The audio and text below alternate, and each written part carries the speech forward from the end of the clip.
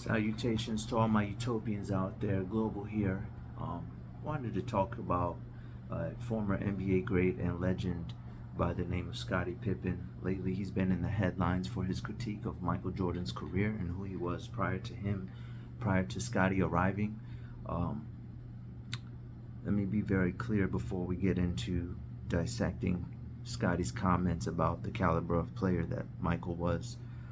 First and foremost, he went as far as to stating that uh, Michael was a horrible player before he arrived. And obviously, Michael's career was very much decorated prior to Scottie's arrival. But in terms of actual substantive winning, Scottie alleges that Michael didn't start winning until he arrived, which is proven to be factual. The Bulls never made any finals appearances prior to Scottie arriving. And in fact, their first championship, or their second championship, I believe, against the LA Lakers, Magic was giving Michael all the problems he could handle uh, until they switched Scottie on Magic. And I want to be abundantly clear. First and foremost, part of MJ's uh, undeniable and legendary status is contributed primarily due to the fact of he was the milestone or the pivoting point from where the NBA was adopted on a commercial mainstream level. And when you think about it, all roads led to MJ. Obviously, there was people that laid the foundation. Bill Russell, Dr. J, Magic, all contributed to making corporations feel as if it was a safe bet and it was a worthy bet. And did it ever work? He ensured and that the NBA was a worthy business partner and taking the game global and transcending the culture to a dimension in the stratosphere that it could beyond imagination, to the point where the deals they were leveraging with the athletes prior to his success were extremely beneficial. And I'm not saying it wasn't afterwards, but obviously the business structure changed once they, upon realizing just how lucrative it could be. And Jordan was the solidifier of that, cementing that opportunity for the NBA. And I think a lot of things have led to the adverse feelings that Scottie is feeling now. Seeing how the shoe industry has become a $1 trillion industry. And obviously Scottie had his own signature shoe, uh, had his own identity. But when you are in Scottie's shoes, you have to think, look at what LeBron James has done. First athlete to cross 1 billion while playing. And Scottie's game was very much what was the prototype to LeBron. And Scottie was the prototype. Magic was the prototype to Scottie. And so it just kept getting newer and improved as time went on. And Scottie's witnessing this and seeing what it's become. And he's like, wait a minute, if MJ did all that, then there's, without me being the supporting role, how can I'm supposed to get paid way more than this. I'm supposed to have way more than this. He's just as much responsible as MJ was for the game being what it is today. And if you want to just talk from a pure basketball standpoint, Scottie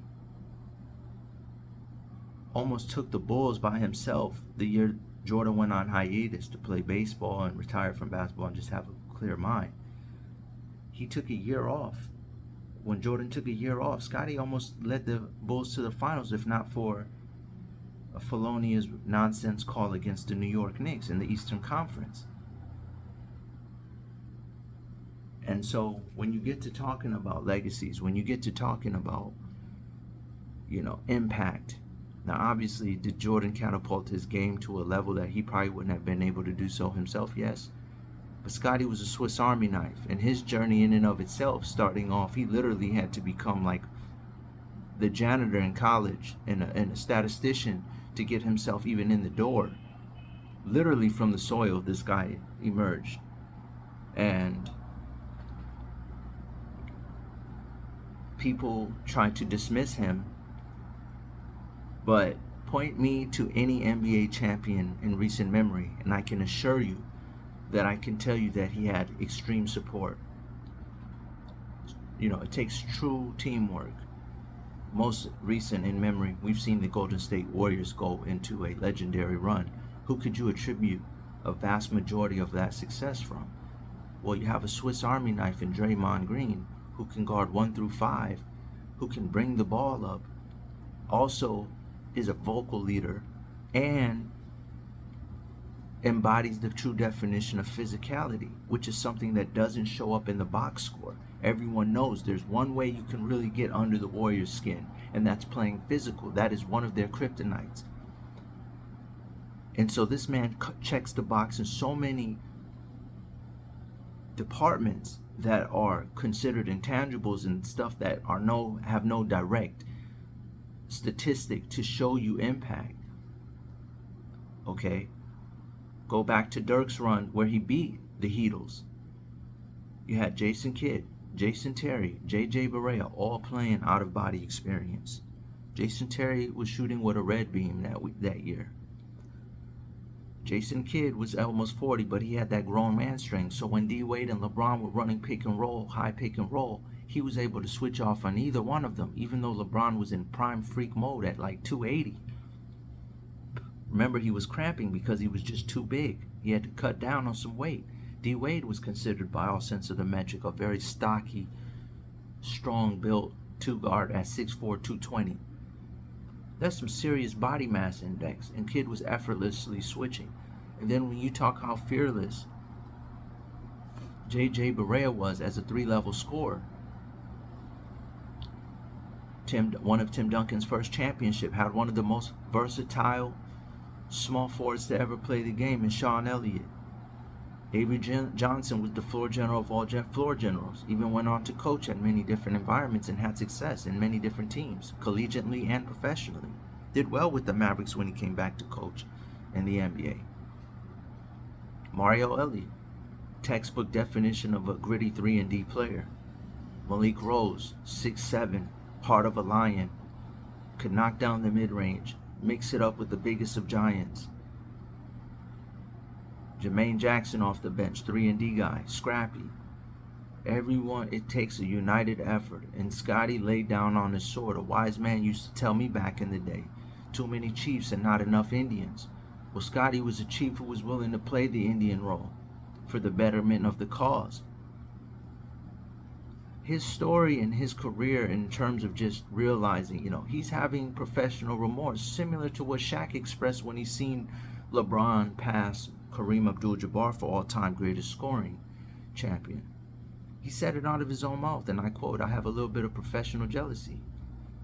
That could have been me. That's exactly what Bean was trying to tell him all those years when they were feuding in, quote-unquote, feuding in Los Angeles. You have no idea how high your ceiling is, if you even have one. Then you fast forward, and you have the same exact situation with Scottie. He's the guy who sold his Bitcoin for pizza. And there was little signs of it. MJ told him, don't take that $5 million. He needed money. He didn't listen. Later on, regretted, realizing, man, we got rings, but I lost a lot of money. And did he get a lot of it back in his later years in his career when he was, considerably more worn down and slower? Absolutely. He got overpaid in Houston. It's like his little pension fund, a little pension before pension, but there was nothing small about that pension fund, And his greatness, you can even go back and watch the Portland Trailblazers, who were also known as the Portland Jailblazers. Scottie was being studied by Kobe for his footwork on defense. The same Kobe who studied Olajuwon for his post play. The same Kobe that studied if Kobe's studying you, you're part of a certain class. Maybe to a casual novice, you might think that Scottie may have been just a hanger-on or number 2.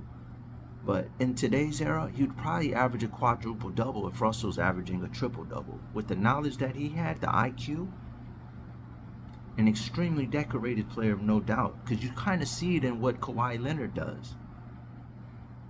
Well, he's had reputable 40, 50-point games in NBA Finals and in just late Eastern Conference Finals appearances. Scottie's no slouch offensively. He would have grown into a more of cerebral scorer if a franchise needed him to be so. But even in his twilight years with Portland, going toe for toe with a prime Kobe there was no one more athletic. Imagine as an old guy, 35, played in 6 finals appearances, all the mileage, and there wasn't the technology that there is today, the treatment methods. And he was going blow for blow, doing the best job you could possibly do with prime Kobe, mirroring his movements. Number 8 Kobe at that. So when I hear the narrative of people trying to dismiss, this is an irresponsible and very inappropriate way of projecting and painting an image of Scottie. He has every right to be frustrated. Look at the global mainstream appeal. The game has gone to heights that beyond comprehension. And without his contribution, there is no MJ. He's just another guy in the gym racking up a bunch of points, like certain players in today's game who got to form big threes in order to be seen in June.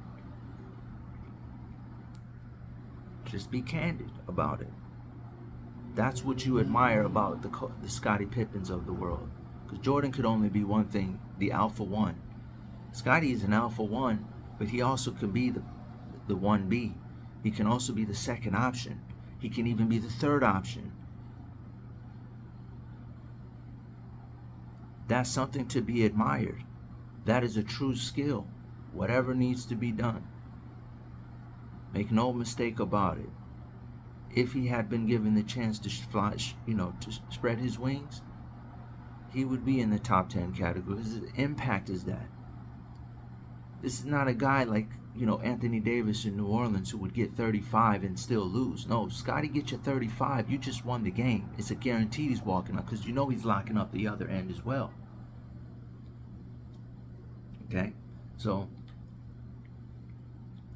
we need more Scotties in society. We need more Indians. We got enough people wanting to be the chief.